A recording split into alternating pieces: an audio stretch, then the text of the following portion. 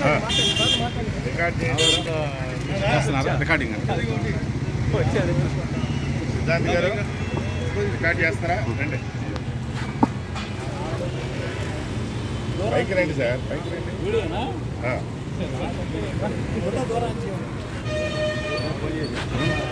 చెప్పండి. అందరికీ నమస్కారం. ఈరోజు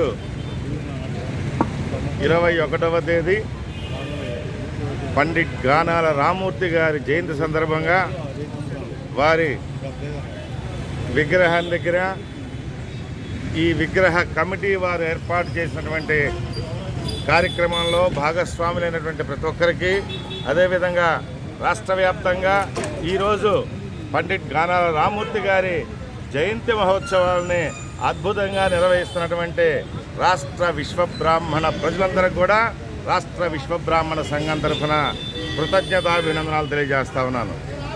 మిత్రులారా, ఈరోజు ఒక శుభదినం. మనకి రాష్ట్ర వ్యాప్తంగా 25 లక్షల మంది ఉన్న విశ్వబ్రాహ్మణులకు ఒక ఆరాధ్య పురుషుడిగా, ఒక సంఘ సంస్కర్తలాగా వారు మద్రాసు ఉమ్మడి రాష్ట్రంలో వారు చేసిన కృషి ఫలితంగానే ఈరోజు యావత్ విశ్వబ్రాహ్మణ జాతిలో పిల్లలు చదువుకుంటున్నారంటే, పిల్లలకు ఉద్యోగాలు వస్తున్నాయంటే వారు పెట్టిన భిక్ష, వారు ఏదైతే ఎమ్మెల్సీగా ఒక స్ఫూర్తిదాయకంగా ఒక రిజర్వేషన్లు బీసీల్లో 21వ స్థానాన్ని మనకి కల్పించినటువంటి పండిట్ గానాల రామ్మూర్తి గారి యొక్క జయంతి మహోత్సవాల సందర్భంగా ఈ రాష్ట్రంలో ఉన్నటువంటి విశ్వబ్రాహ్మణులందరూ కూడా పిలిపిస్తా ఉన్నాను.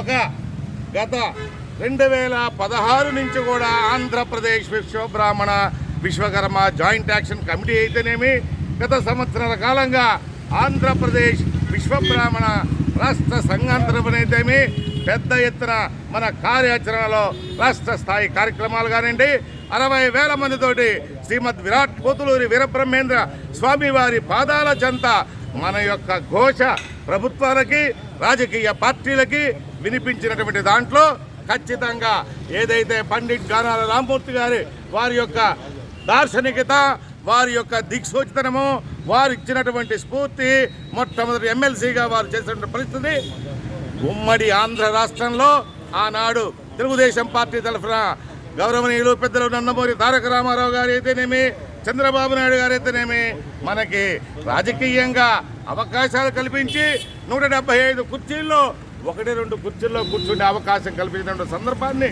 మనందరం కూడా గుర్తు చేసుకోవాలి. అలాంటి పరిస్థితి ఈరోజు లేదు. ఆంధ్రప్రదేశ్ విడిపోయిన తర్వాత మనము అన్ని రాజకీయ పార్టీలను కూడా మనము అడుగుతున్న సందర్భం ఉన్నప్పటికీ కూడా ఎవ్వరు కూడా కనికరించట్లేదు. అందుకే ఒక్కసారి ఆలోచించండి. సెప్టెంబర్ 30వ తేదీ ఆంధ్రప్రదేశ్ విశ్వబ్రాహ్మణ సమైక్య స్ఫూర్తి దినోత్సవం సందర్భంగా మనందరం కూడా నిర్ణయించుకున్నాం. రాష్ట్ర స్థాయి ఉద్యమాలు చేశాం. పూర్తి స్థాయిలో 175 మంది రాజకీయ ఎమ్మెల్యేల ద్వారా ప్రభుత్వానికి విన్నవించాం, మంత్రుల ద్వారా విన్నవించాం, మీటింగుల ద్వారా చెప్పాము. మన యొక్క కోరికలు, డిమాండ్లు ఎవరైతే ఆమోదిస్తారో, ఎవరైతే కనీసం ఒక ఎమ్మెల్యే సీట్ ఇచ్చి గౌరవిస్తారో అలాంటి వారి వెంట మనం నడిచేటువంటి కార్యక్రమాన్ని కూడా భవిష్యత్తులో తీసుకోవాల్సిన అవసరం ఉందని కూడా ఈ యొక్క గానాల రామ్మూర్తి గారి యొక్క జయంతి మహోత్సవాల సందర్భంగా మరొక్కసారి పిలిపిస్తున్నాను. జోహార్ పండిట్ గానాల రామ్మూర్తి గారు, జోహార్ పండిట్ గానాల రామ్మూర్తి గారు, జోహార్ పండిట్ గానాల రామ్మూర్తి గారు. ఎవరన్నా ఒకళ్ళిద్దరు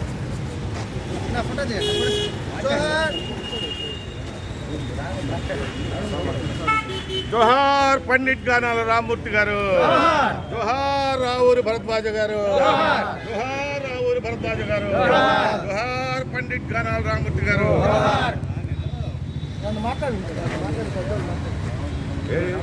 అయ్యా చైర్మన్ గారు, రమణమూర్తి మాట్లాడండి. ఈరోజు పండిట్ గానాల రామ్మూర్తి గారి యొక్క జయంతి కార్యక్రమం పురస్కరించుకొని విశ్వబ్రాహ్మణ కమిటీ వారు ఏర్పాటు చేసినటువంటి యొక్క కార్యక్రమంలో భాగస్వామైనటువంటి ప్రతి ఒక్కరికి కూడా ధన్యవాదాలు తెలియపరుస్తూ ఉన్నాము. మద్రాస్ ప్రెసిడెన్సీలో ఉన్నటువంటి 4 రాష్ట్రాలు ఉమ్మడిగా ఉన్నటువంటి రోజుల్లో ఆ రోజు ప్రెసిడెన్సీగా చేసినటువంటి గానాల రామూర్తి గారు ఎమ్మెల్సీగా చేసి విశ్వబ్రాహ్మణుల యొక్క హక్కుల కోసం పోరాటం చేసి విశ్వబ్రాహ్మణులు ఓసీ క్యాస్ట్లో ఉన్నప్పటికీ కూడా ఆర్థికంగా వెనకబడిపోయి ఉన్నారనే ఉద్దేశంతో వీళ్ళు ప్రత్యేక రిజర్వేషన్ సౌకర్యం కోసం చాలా తీవ్రంగా పోరాటం చేసి చివరిగా సాధించేసి ఆ ఫలాల్ని ఈ విశ్వబ్రాహ్మణ వర్గానికి అందించడం జరిగింది. తప్పనిసరిగా విశ్వబ్రాహ్మణుల వాళ్ళు ఎవరైనా సరే ఆయన పెద్ద సంవత్సరాలు స్మరించుకొని ఆయన రుణాన్ని తీర్చుకోవాల్సిన అవసరం మన అందరం కూడా ఉందని చెప్పేసి తెలియపరుస్తూ ఉన్నాను. అంతేకాకుండా రాబోయే రోజుల్లో ఇటువంటి వ్యక్తులు మన సంఘంలోకి ఇంకా ముందుకు రావాలని చెప్పేసి మన హక్కుల కోసం పోరాటం చేయాలని, రాజకీయంగా ఆర్థికంగా సామాజిక వెనకబడిన కుటుంబాల్లో చైతన్యం కలిగించి మన వాళ్ళని ముందుకు తీసుకెళ్ళి తప్పనిసరిగా రాజకీయంగా మనం కూడా తప్పనిసరిగా 2 ఎమ్మెల్యే సీట్లు 2 ఎమ్మెల్యే సీట్స్ కూడా సాధించుకోవాలని చెప్పేసి అవసరం ఉందని చెప్పేసి మేము తెలియపరుస్తూ ఉన్నాం. కాబట్టి మనకు డిమాండ్స్ని ప్రస్తుతం ఉన్నటువంటి ప్రభుత్వం ముందు కానీ అట్లాగే ప్రతిపక్షాల ముందు కానీ మనకు డిమాండ్స్ తెలియపరిచి మన ఆర్థికంగా సామాజికంగా రాజకీయంగా ఎదగాలని చెప్పేసి ప్రతి ఒక్కరిని కూడా కోరుతూ ప్రభుత్వం వారికి కూడా మా యొక్క డిమాండ్స్ని ఆలోచించేసి మాకు కూడా రాజకీయంగా ప్రోత్సాహం కల్పించండి అని చెప్పేసి మీకు కూడా తెలియపరుస్తూ ఉన్నాను.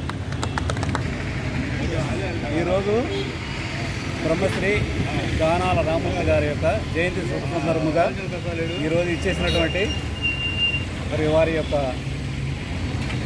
శిష్యగణం అందరూ కూడా వారికి అందరూ కూడా అభినందన తెలియజేస్తున్నాను.